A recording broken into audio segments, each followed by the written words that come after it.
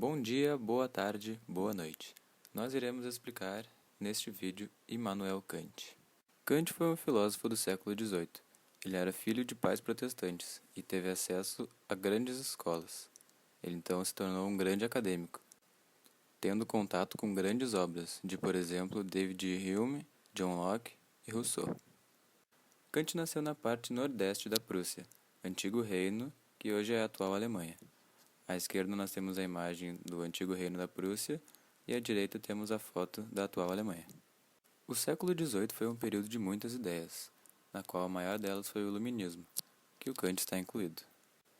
Porém, as maiores vertentes de pensamento eram o empirismo, que é a experiência através das sensações, e o racionalismo, que é desconfiar de tudo, menos da sua própria dúvida. O pensamento de Kant consiste em um meio termo entre o racionalismo e o empirismo.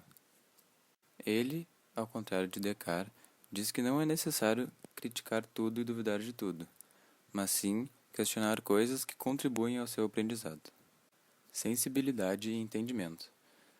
A sensibilidade para Kant é uma faculdade receptiva, ou seja, é responsável pela recepção de exteriores. Um exemplo dessa forma a priori da sensibilidade é o espaço e o tempo. E o que isso significa? Significa que o espaço e o tempo não existem na realidade, e sim são noções que já vêm conosco desde que nascemos. Se não tivéssemos essa noção a priori, nós não teríamos condições de diferenciar o que é cima, baixo, lado, esquerda, antes ou depois. Já o entendimento é a faculdade de produzir conceitos, e a sua forma a priori são categorias. Para Kant existem dois tipos de conhecimento. Um dos conhecimentos é o conhecimento empírico, que é o que seria o conhecimento a posteriori. É aquele que se refere aos dados fornecidos pelos sentidos. Ou seja, ele é posterior à experiência. A gente vê uma garrafa, por exemplo, que é o exemplo que está ali no slide, que é a garrafa é verde. A gente vê que a garrafa é verde e isso é um dado gerado pelo nosso sentido, sabe? A garrafa ser verde é algo do nosso sentido. E a gente gera o conhecimento a partir desse dado que é a garrafa é verde. O outro tipo de conhecimento é o conhecimento puro, que é o conhecimento a priori. Esse não depende de dados dos sentidos. Ele é anterior à experiência.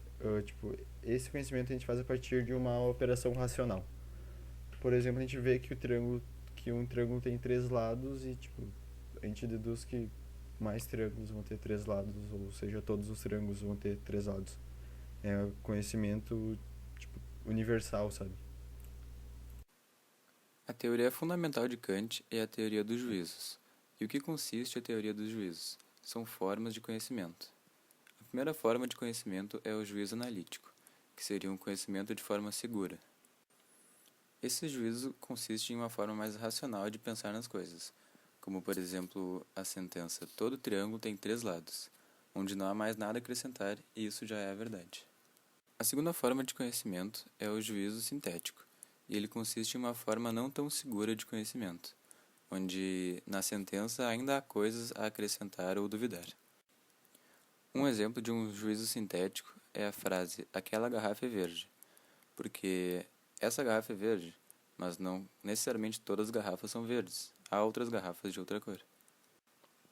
O terceiro e último juízo é o juízo a priori, que consiste em uma junção dos dois juízos, é um meio termo. O juízo a priori ele é seguro em um aspecto, porém inseguro em outro. No exemplo, todo corpo é pesado. Nós sabemos que para ter um corpo precisa ter massa, então ele tem peso.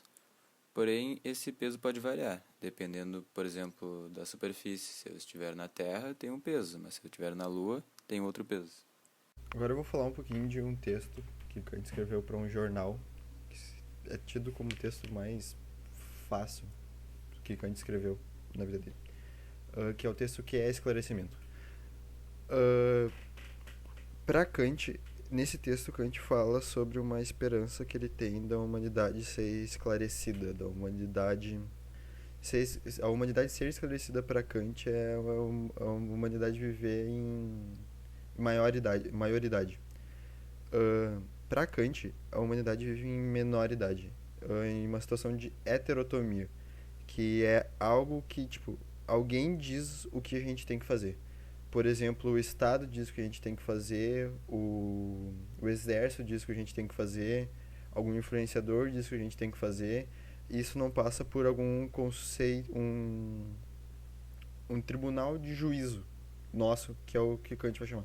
Que pra gente, que ele tem experiência, a gente vê em maioridade, que a gente vai não negar, tipo, ordens superiores, digamos assim, mas sim a gente vai ver se essas ordens passam pelo nosso tribunal do juízo, ver se elas condizem com o que a gente pensa, com a nossa opinião, e aí concordar com isso.